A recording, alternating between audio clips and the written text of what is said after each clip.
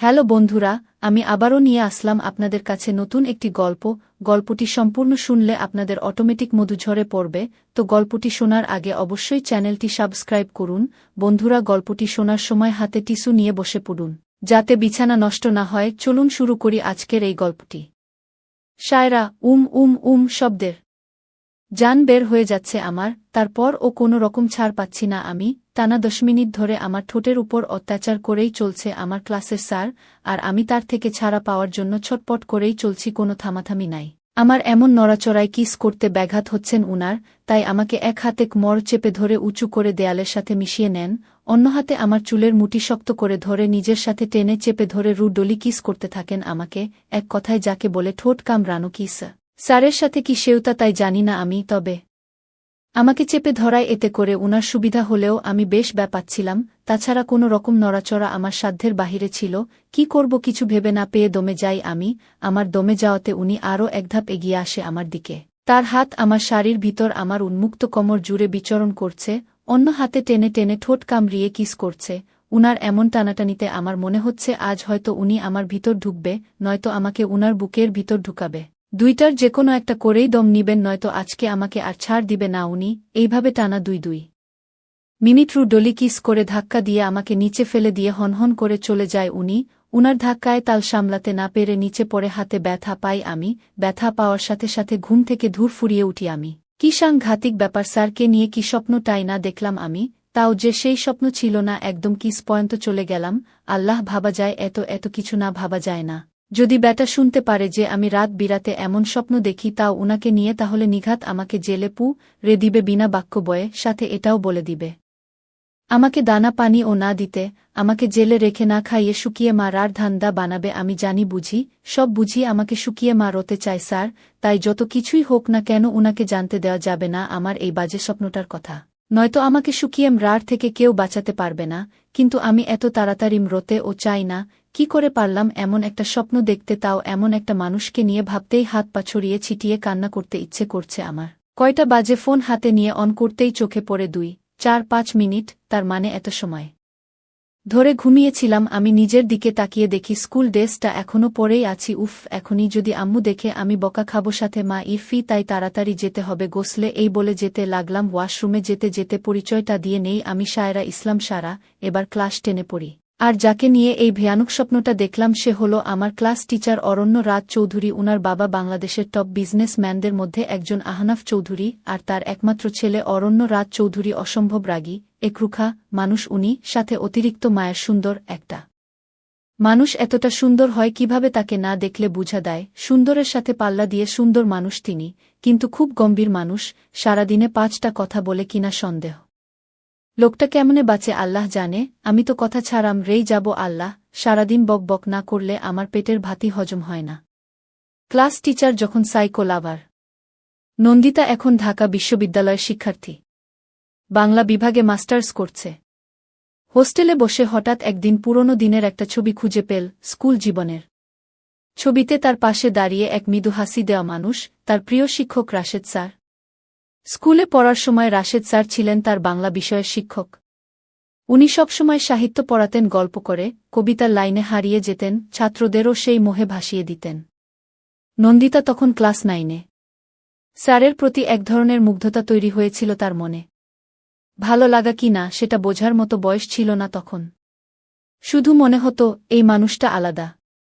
কয়েক বছর পর একদিন বিশ্ববিদ্যালয়ে কবিতা পাঠের একটা অনুষ্ঠানে রাশেদ স্যারকে দেখে চমকে উঠেছিল নন্দিতা।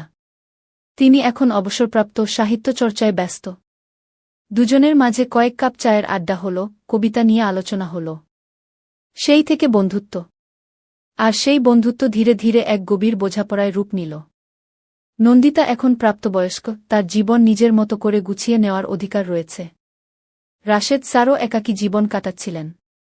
তাদের মাঝে প্রেম গজিয়ে উঠল সময়ের ফাঁকে। তবে সেটা কোনো গোপন রোমাঞ্চ নয়, বরং সম্মান, পরিণতি ও বোঝাপড়া দিয়ে গড়া সম্পর্ক। ঢাকা বিশ্ববিদ্যালয়ের ক্যাম্পাসে হেমন্তের বিকেল। নন্দিতা চায়ের কাপ হাতে বসে আছে খুবটতলা ঘির এক কোণে।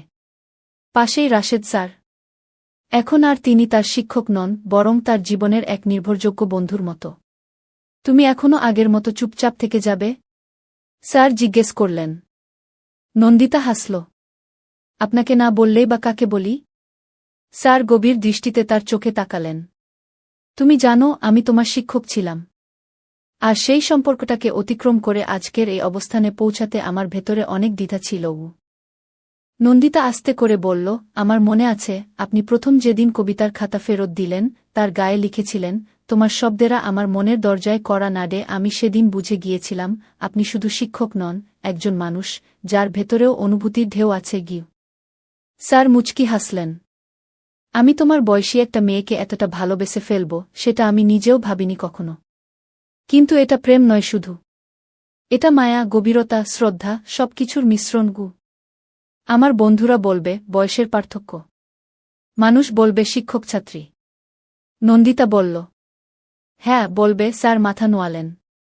তবে আমাদের সম্পর্কটা কখনো গোপন ছিল না, অসংযত নয়। তুমি বড় হয়েছ, স্বাধীনভাবে ভাবতে শিখেছ। আমি কেবল সেই ভাবনার পাশে একজন সঙ্গী হয়ে থাকতে চাই। তারপর অনেক সময় চুপচাপ বসে থাকল তারা। নীরবতা ছিল, কিন্তু সেখানে ছিল কোনো অস্বস্তি নয়, ছিল এক ধরনের পরিপূর্ণতা। হঠাৎ বৃষ্টি শুরু হল। দুজন এক ছাতার নিচে আশ্রয় নিল। নন্দিতা ফিসফিস করে বলল, স্যার না, আজ থেকে রাশেদ বলি। স্যার চমকে তাকালেন। তারপর একটুখানি হাসলেন। তবে আমিও নন্দিতা বলবো না, ডাকব আমার কবিতা বলে। কি নন্দিতা আর রাশেদ এখন একে অপরের জীবনের অপরিহার্য অংশ। তবে শহরের বাতাসে গুঞ্জন ছড়াতে সময় লাগে না। ধীরে ধীরে চারদিকে ছড়িয়ে পড়ে তাদের সম্পর্কের খবর। বিশ্ববিদ্যালয়ের সহপাঠীরা, কিছু শিক্ষক, এমনকি পুরনো স্কুলের কয়েকজনও নানা প্রশ্ন তোলে। একদিন বাংলা বিভাগের এক ক্লাসে এক ছাত্রী পেছনে ফিসফিস করে বলল, ওই না, ওটাই সেই মেয়ে। রাশেদ স্যারের সঙ্গে রিলেশন করছে। নিজের শিক্ষকের সঙ্গে। লজ্জা বলে কিছু নেই। নন্দিতা শুনল। তার চোখে জল চলে এলো, কিন্তু সে মুখে কিছু বলল না। বিকেলে রাশেদ স্যারের সঙ্গে দেখা হতেই সে সব খুলে বলল। রাশেদ চুপ করে শুনলেন। তারপর এক গভীর শ্বাস ফেলে বললেন, তুমি চাইলে আমরা এখানেই থেমে যেতে পারি। আমি কখনোই চাই না তুমি সমাজের চোখে নিচু হও। তুমি একজন মেধাবী, সম্ভাবনাময়ী নারী। এই সম্পর্ক যদি তোমাকে আঘাত দেয়, আমি নিজেই দূরে সরে যাব। নন্দিতা চুপ। তারপর সে রাশেদের হাতটা শক্ত করে ধরল। স্যার। মানে রাশেদ, জীবনটা আমার। আমি কিভাবে ভালো থাকব সেটা আমিই জানি। তোমার সঙ্গে সম্পর্কটা আমার কাছে প্রেম নয়, শুধু একরকম আশ্রয়। যদি সবাইকে বোঝাতে নাও পারি, আমি নিজেকে বোঝাতে পারি। রাশেদ চোখে জল নিয়ে তাকালেন তার দিকে। তুমি জানো তুমি আমার জীবনের শেষ কবিতা। এরপর আর কোনো শব্দ লেখা হবে না। 6 মাস পর বিশ্ববিদ্যালয়ের বাংলা সাহিত্য সম্মেলনে রাশেদ ও নন্দিতা একসঙ্গে একটি যৌথ কবিতা পাঠ করেন। তাদের কবিতার নাম ছিল সময়ের ফাঁকে হারানো স্বপ্ন। চারদিকের মুখরতা কিছু সময়ের জন্য থেমে গিয়েছিল। সবাই কেবল শুনছিল আর এক একটি লাইনের ভেতর দিয়ে